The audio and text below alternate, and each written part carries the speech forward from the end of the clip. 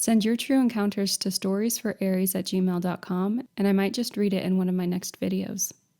Thanks for stopping by, and as always, thanks for listening.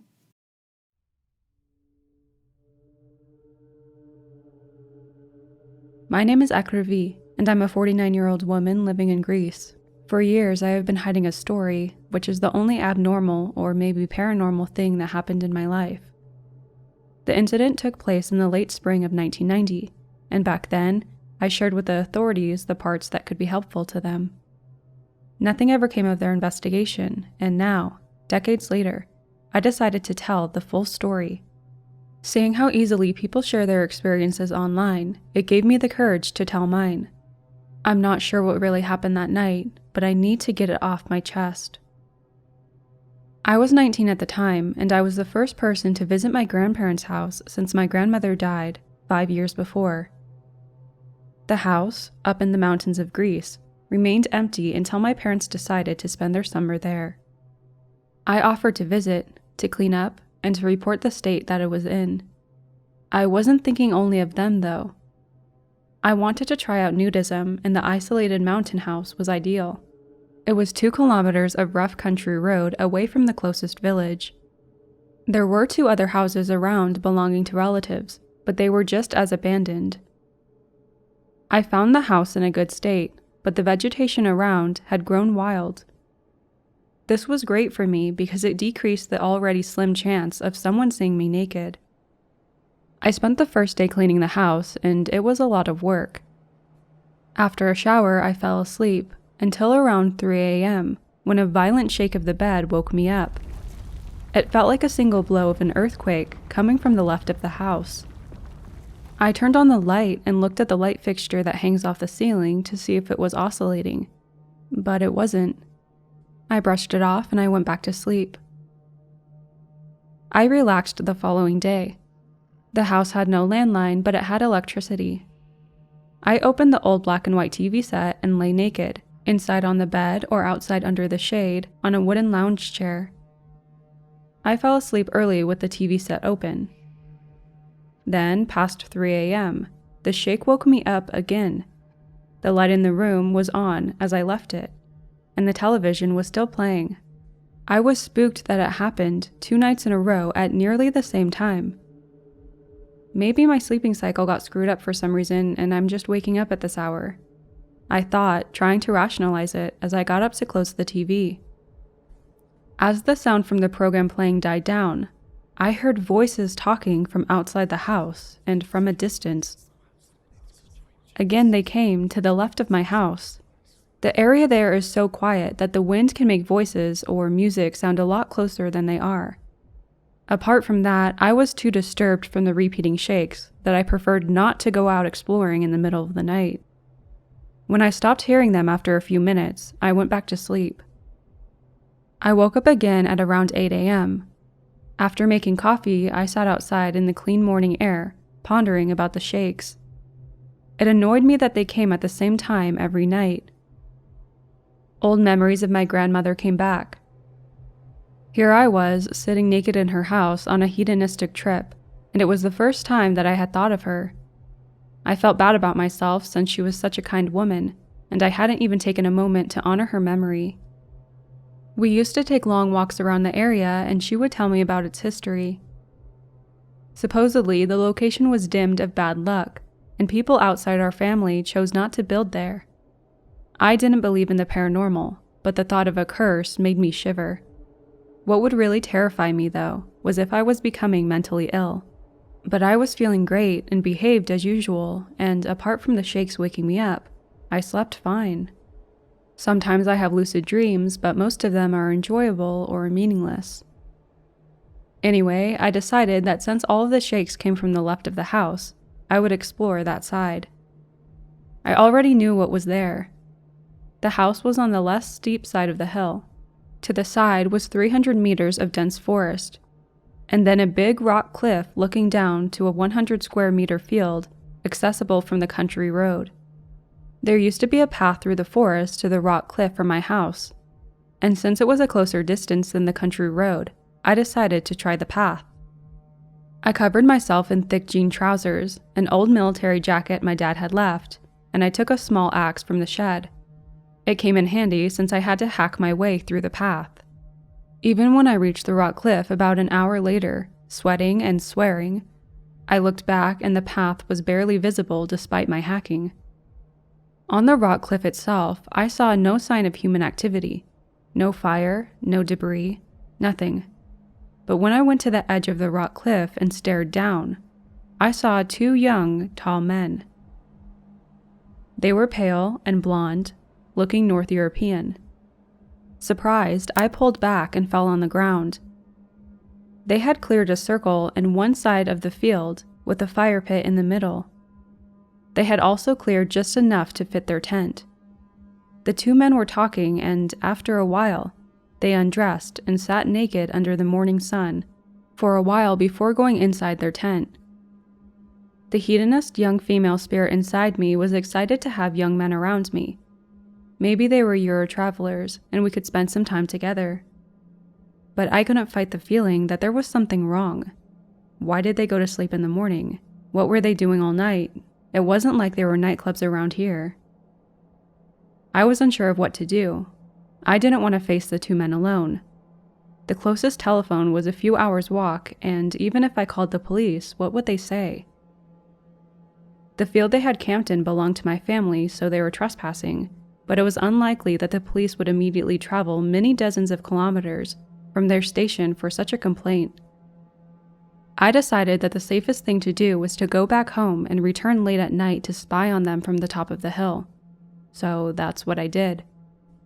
1 hour before the sun went down, I left my house, moving silently through the woods, and I reached the cliff. The night that came was moonless and dark. In its cover, I went to the side of the cliff and looked down. I saw a fire blazing at the center of the circle. The circle was also ornate with symbols. Maybe they were runes, but don't quote me on this. I couldn't see the men anywhere, and that gave me the creeps as I feared they would sneak up on me from behind. Then I finally saw them, moving from their tent to the circle. Their appearance made me shudder. They both wore black robes with symbols on them. They also dragged with them a wild hog that had its legs and mouth tied. I realized that these people were occultists and that they would perform a ritual that contained a sacrifice.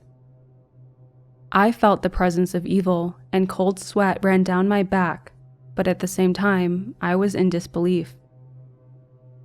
This can't be happening. This only happens in the movies, I thought as the 2 men stood facing one another on opposite sides of the circle. The tied pig was beside one of them, jerking its head, trying to free itself. They started chanting in some language that sounded like German. They went on for many hours during that time, and nothing happened. Their chanting became slower, but it was always constant and persistent. I laid face down and continued watching. Initially, my heart was racing, but as hours went by and nothing happened, I became bored and sleepy. This was when I must have fallen asleep. I was awoken by the gut-wrenching squeals of the hog. I had expected a sacrifice, but I couldn't imagine the brutality I witnessed. Seeing the helpless animal treated like that made me want to scream, but the fear of my life prevented me, along with the sensation of wanting to puke. I didn't want to watch anymore, and I pulled back, closing my eyes and ears, while trying not to faint from the feeling of sickness in my stomach. Then it happened again, the shaking. This time I was sure I was awake. The chanting had stopped, but I could hear below German speaking and laughing. I knew that looking could be a mistake, but my curiosity was stronger. With my body aching from sleeping on the hard ground, I crawled back to the edge of the cliff and looked down. The 2 men were standing next to each other. From the pit, in the middle of the circle, an orange-blue column of fire spiraled high, and the smoke that reached me had a sweet metallic taste. Before the men, a being attempted to stand up under the excited gaze of the occultists. It was taller than them. I could see the creature's back, and it had the elongated body of a wild hog with legs and hands that were grotesque copies of human limbs. As the beast grew steady at its feet, it left a groan that froze my blood and scared even the occultists. One of them raised his hand and gave a command that the beast seemed to accept, and stepped back. The two men looked at each other pleased, but the creature moved forward again, giving an angry scream. Everything happened fast after that. The same occultist as before raised his hand and commanded. Nothing. The beast bit him on the neck, between the head and the shoulder, in a matter of seconds. His body became loose and fell to the ground when the monster's mouth opened. I saw its head turned, face towards the other occultist. I didn't want to witness this. I got up with difficulty. Some of my body felt frozen stiff, while my legs were like jello. I walked, sometimes crawled, through the forest towards my house, crying and covering my ears from the man screaming. When I reached my home, it was past 4 a.m. I locked myself in and didn't open the door until noon. Everything was calm by then. It was the most peaceful day you had ever known.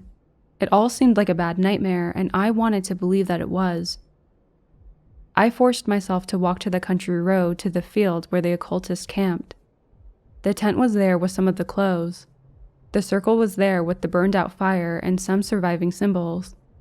The men were nowhere to be found, and no sign of the creature. I went back home, and after preparing a backpack of water and food, I walked for an hour to the closest village to call the police.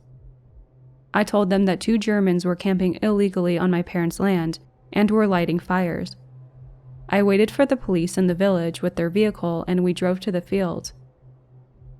Their search had the same results as mine: the circle with the fire pit and the symbols, the men's belongings, and no remains from humans.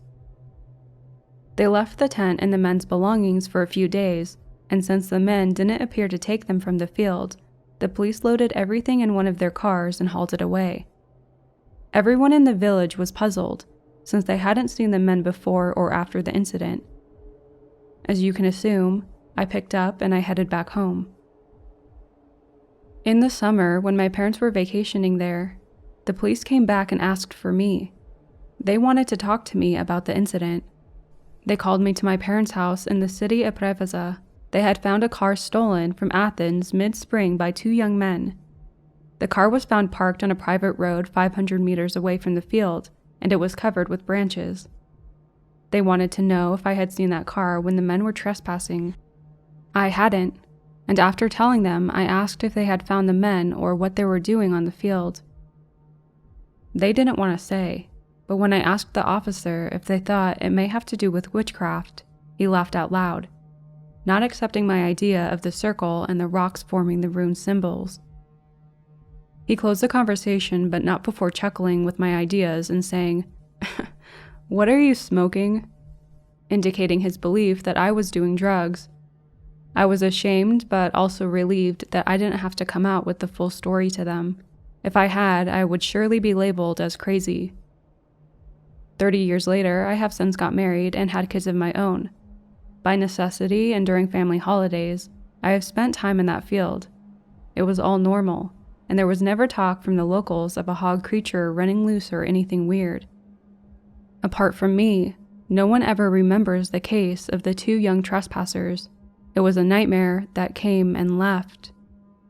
I can swear that what I wrote above is true and happened, but knowing how the mind can play tricks, I can accept that the latter part of the story was a dream that my mind created after witnessing the torture of the animal. But it didn't feel like a dream.